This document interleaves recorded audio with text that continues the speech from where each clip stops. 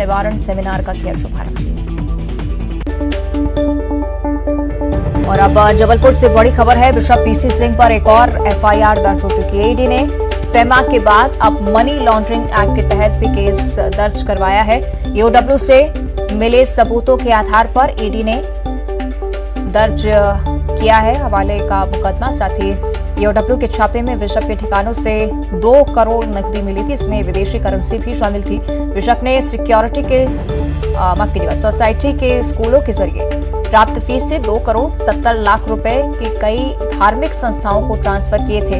अब हवाला के एंगल से भी ईडी जांच करेगी।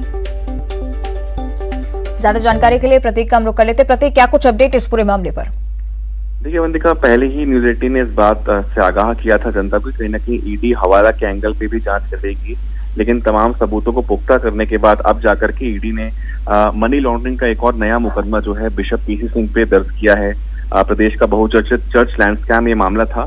ईओडब्ल्यू ने विगत कुछ दिनों पहले जब छापा मारा था बिशप पीसी सिंह के निवास और अन्य ठिकानों पर, तो ये पाया था कि करीब 2 करोड़ 70 लाख रुपए की राशि धार्मिक संस्थाओं को ट्रांसफर की गई थी और कहीं ना कहीं आशंका थी कि धर्मांतरण को बढ़ावा देने के इस राशि का उपयोग किया गया होगा। फिलहाल अभी इस मामले में जांच जारी है। इस बीच उनके ठिकानों पर 1 करोड़ से अधिक की नकदी राशि भी मिली थी, जिसमें फॉरेन करेंसी भी शामिल थी। इस बात के लिए जांच पुख्ता की गई तो पाया गया कि हाँ, वाकई कहीं ना कहीं जो राशि आई है इसमें कहीं ना कहीं संदेह है। और ईओडब्ल्यू से तमाम दस्तावेज पाने के बाद ईडी ने एक और मुकदमा दर्ज किया। इसके पहले फेमा यानी फॉरेन एक्सचेंज मैनेजमेंट एक्ट के तहत भी मुकदमा दर्ज पीसी सिंह के विरुद्ध किया गया था और अब मनी लॉन्ड्रिंग यानी हवाला का मुकदमा भी दर्ज किया गया है। चलिए, यानी कि अब हवाला के एंगल से भी ईडी इस मामले की जांच करेगी और निश्चित तौर पर प्रतीक मान सकते हैं कि आगे जाकर बिशप पीसी सिंह को और ज्यादा कड़ी सजा होगी। ये देखिए, लगातार केंद्रीय जांच एजेंसियां अगर दखल दे चुकी हैं मामले में, तो समझा जा सकता है कि मामला और गंभीर होगा और बेशक इसकी जो जांच है उसका दायरा भी बढ़ रहा है, क्योंकि अन्य राज्य के देश के अलग अलग राज्यों में इनके द्वारा राशि भेजी गई थी। तो न केवल बिशप पीसी सिंह बल्कि और जो बिशप्स हैं अलग अलग जिलों के, चाहे वो भोपाल के हों या छत्तीसगढ़ के हों, वो भी जांच के दायरे में हैं। जिस CNI यानी चर्च ऑफ नॉर्थ इंडिया के जिसके बिशप थे, मॉडरेटर थे, उसकी जमीनों को भी खुर्द-बुर्द किया गया। चर्च के नाम पे आवंटित जमीनों को भी बेच दिया गया था। उसकी जांच भी यहाँ पर की जा रही है, क्योंकि कई कुख्यात बदमाशों को से भी इनके लिंक जो है वो सामने आए हैं।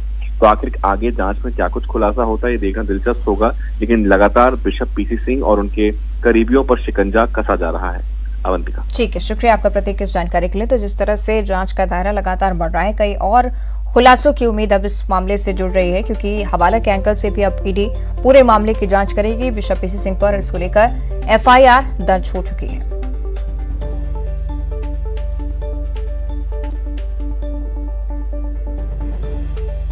और जांजगीर चांपा से इस वक्त की एक और बड़ी खबर मिल रही है। हाथी के हमले में 2 भाइयों की दर्दनाक मौत हो गई है। दंपति गंभीर रूप से घायल है, जबकि ओडिशा के झारसुगड़ा के किरमेरा के ये घटना आपको बता रहे हैं।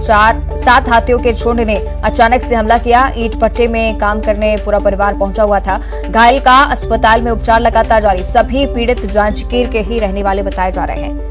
तो जांजगीर चांपा से बड़ी खबर है। हाथी के हमले में 2 भाइयों की मौत हो चुकी है, जबकि एक दंपति जो कि गंभीर रूप से घायल है। पूरा ही परिवार ईंट भट्टे में काम करने के लिए पहुंचा था और इसी दौरान हाथियों के झुंड ने इन पर हमला कर दिया।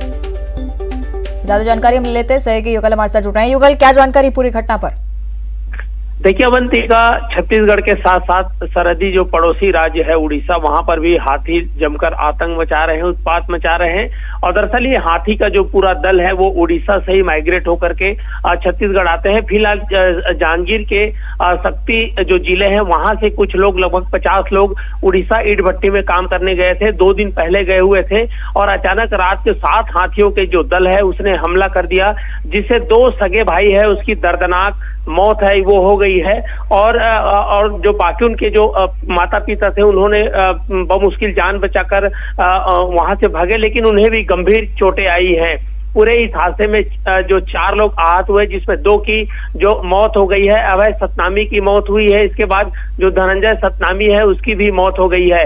इसके अलावा जो लहराबाई है और उमेश राम गंभीर रूप से घायल हुआ है, जिनका उड़ीसा के झारसुगड़ा के जो जिला अस्पताल है वहां पर उपचार जारी है। और अगर हम पूरे समूचे छत्तीसगढ़ की बात करें अवंतिका, तो लगभग 11 जिले ऐसे हैं छत्तीसगढ़ के जहां पर हाथियों का जो आतंक है, बात है वो लगातार जारी है। 180 से अधिक हाथी हैं छत्तीसगढ़ में जो अलग अलग समूह में दल बना करके विचरण कर रहे हैं और ये लगातार अपना जो रहवास एरिया है वो बदल रहे हैं।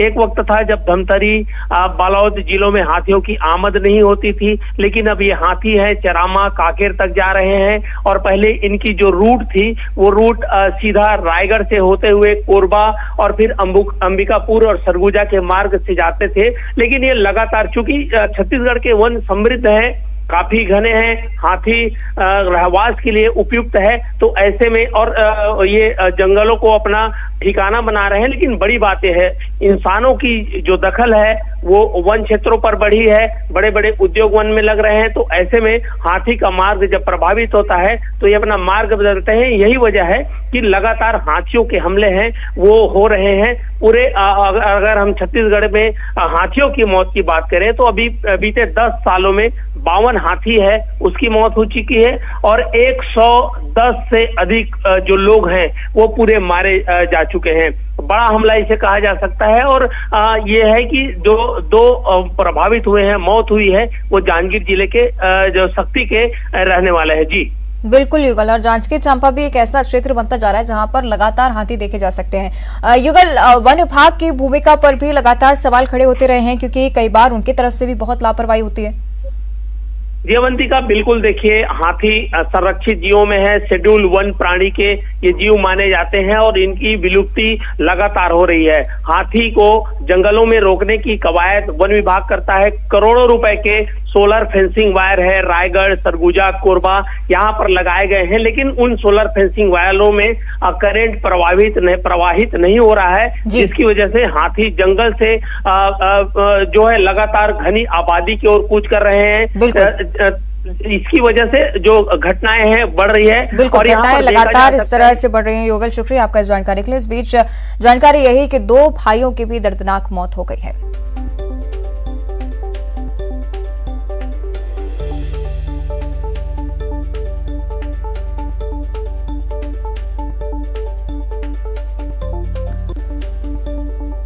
और अब इंदौर से बड़ी खबर है। सड़क हादसे में 2 युवकों की मौत हो गई है। तेज रफ्तार बाइक डिवाइडर से जा टकराई।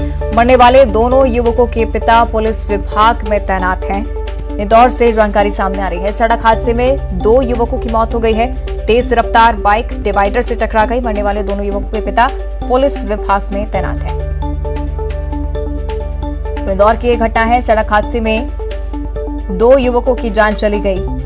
तेज रफ्तार बाइक जो कि डिवाइडर से टकरा गई। एक बार फिर से तेज रफ्तार का कहर इंदौर में देखने को मिला है।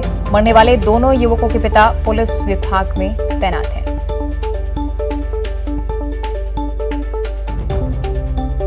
तो इंदौर से बड़ी खबर है। सड़क हादसे में 2 युवकों की जान चली गई। तेज रफ्तार बाइक डिवाइडर से टकरा गई और इस वजह से हादसा बेहद गंभीर। दोनों युवकों की मौके पर ही मौत हो गई।